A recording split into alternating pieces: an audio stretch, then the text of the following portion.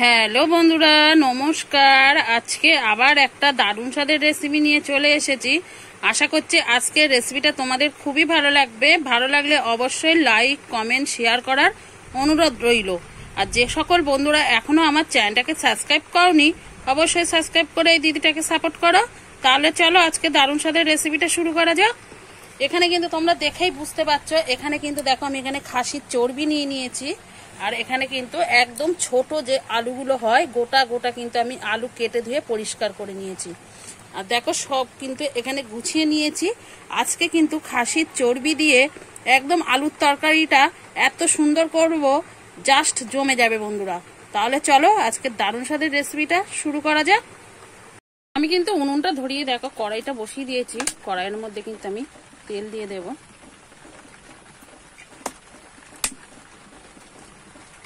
তেলটা কিন্তু গরম হয়ে গেছে।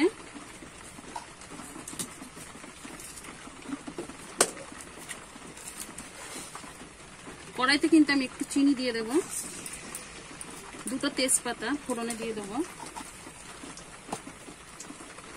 গোটা গরম মশলাও কিন্তু আমি ফোড়নে দিয়ে দেব,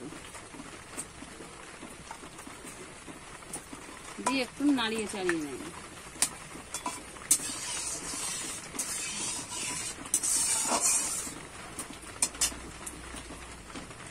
কেটে রাখা পেঁয়াজগুলো আমি দিয়ে দেব।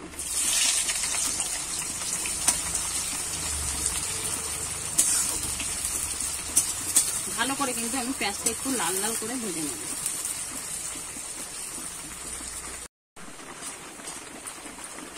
আমার পেঁয়াজটা কিন্তু ভাজা হয়ে গেছে। এরকমই লাল লাল করে কিন্তু ভেজে নিতে হবে, একদম খুব বেশি লাল লাল করার দরকার নেই। এবারে কিন্তু আমি আলুটা দিয়ে দেবো। আলুটা কিন্তু আমি আজকে আলাদা ভাজবো না, এইভাবেই ভেজে নেব।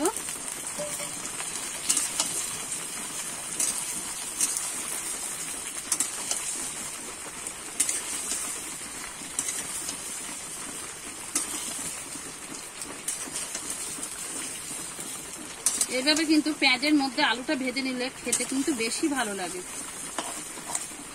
এইভাবে কিন্তু আমি একটুখানি ভেজে নেব।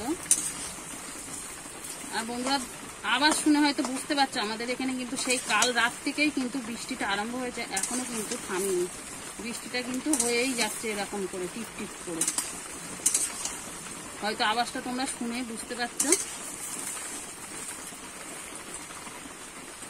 একটুখানি আমি ভেজে নেই লাল লাল করে। আলুটা দেখো হালকা হালকা কিন্তু রং ধরে গেছে। আমি আলুটা আর ভাজবো না।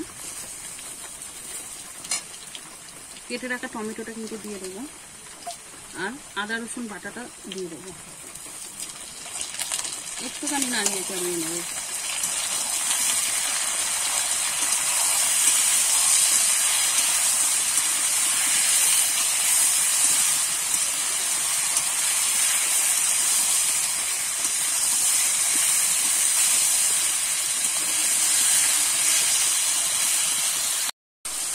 একটু নাড়িয়ে চাড়িয়ে নিয়েছি।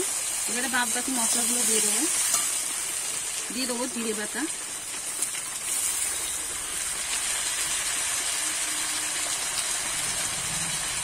লবণ পরিমাণ মতো,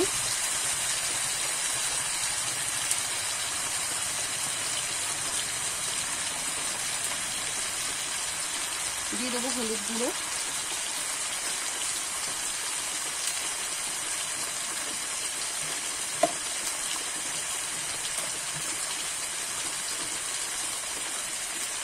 দিয়ে দেবো দেখো 1 চামচ কিন্তু ঝালের গুঁড়ো। আমি আর একটু দেবো। তোমরা যে যেমন ঝাল খেতে পছন্দ করো সেরকম কিন্তু ঝালটা দিয়ে নেবে।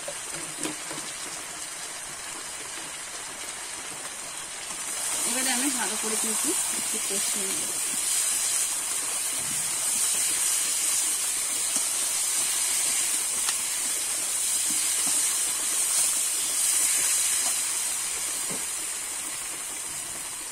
মশলা ধোয়ার জলটা আমি দিয়ে দেবো।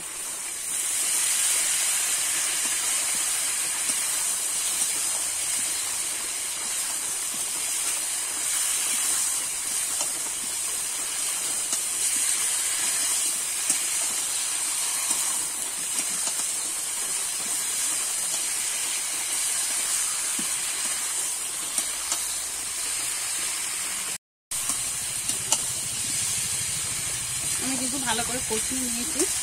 এবারে দিয়ে দেবো ধুয়ে কেটে রাখা খাসির চর্বিটা।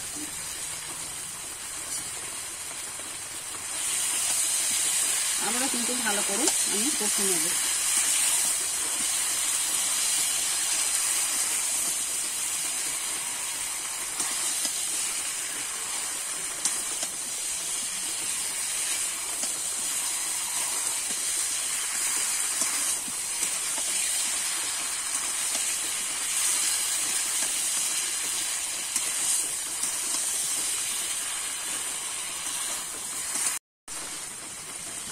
আমি কিন্তু বেশ কিছুক্ষণ কষিয়ে নিয়েছি।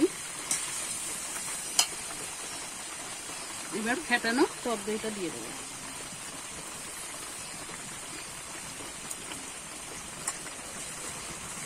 টক দইটা দিয়েও কিন্তু আমি একটু ভালো করে নাড়িয়ে চালিয়ে নেব।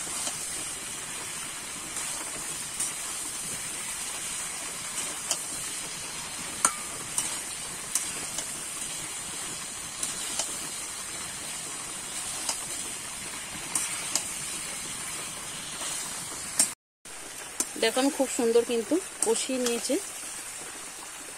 কালারটাও কিন্তু বন্ধুরা খুব সুন্দর এসেছে। আর কিন্তু মশলা থেকে তেল ছেড়ে দিচ্ছে। দেখো খুন্তির গায়ে দেখে কিন্তু বুঝতে পারছে।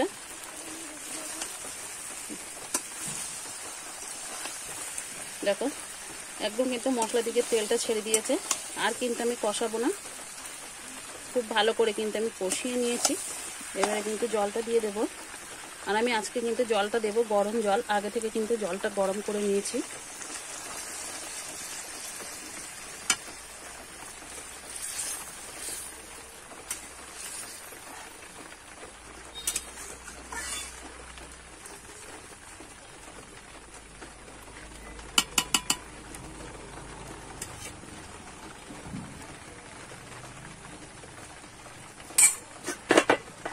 এবার ঢাকা চাপা দিয়ে কিন্তু আমি ভালো করে ফুটিয়ে নেব। আর দেখো আমাদের দিকে কিরকম বৃষ্টি হচ্ছে, মেঘ করে আছে। এরকম কিন্তু টিপ টিপ করে বৃষ্টিটা কিন্তু হয়েই যাচ্ছে সেই কাল রাত থেকে। দেখেছো মেঘটা কেমন করে আছে।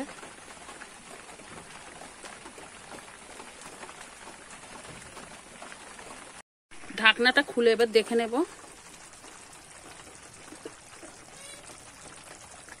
দেখো কত সুন্দর কিন্তু ফুটছে। এবার একটু নেড়ে নেব। বন্ধুরা ঢাকনাটা খুলতে না খুলতেই কত সুন্দর একটা কিন্তু গন্ধ বেরিয়েছে। রান্নাঘরটা পুরো কিন্তু একদম ম করছে গন্ধে। আর দেখতে দেখো কতটা সুন্দর এসেছে কালারটা। এবার দেখে নেব আলুটা কেমন সিদ্ধ হয়েছে। আলুটা কিন্তু বেশ সুন্দর সিদ্ধ হয়ে গেছে দেখো। আর আমি তো ছোট আলু দিয়ে করেছি, তোমরা চাইলে কিন্তু বড় আলু কেটে তোমাদের মতো পছন্দ মতো পিস করেও কিন্তু এই রেসিপিটা বানাতে পারো।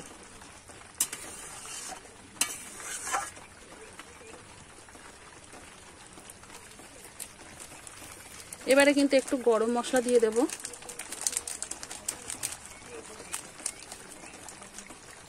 এবার একটু নাড়িয়ে নেব।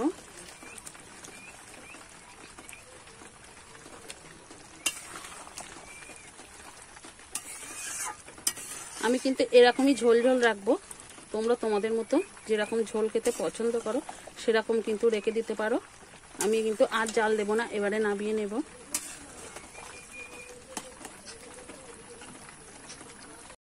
দেখুন বন্ধুরা একটা পাত্রে কিন্তু আমি নামিয়ে নিয়েছি, পরিবেশন করার জন্য একদম রেডি। দেখতে কতটা অসাধারণ হয়েছে সেটা কিন্তু তোমরা দেখেই বুঝতে পারছো কতটা লোভনীয় হয়েছে। দেখো গরম ভাতের সঙ্গে এইভাবে যদি চর্বির আলু দিয়ে এরকম রেসিপি থাকে তাহলে কিন্তু এক থালা ভাত অনায়াসে উঠে যাবে। একবার হলো বাড়িতে এইভাবে বানিয়ে খেয়ে দেখো, খেতে কিন্তু এক কথায় বন্ধুরা অসাধারণ। দেখে কিন্তু বুঝতেই পারছো কতটা লোভনীয় হয়েছে।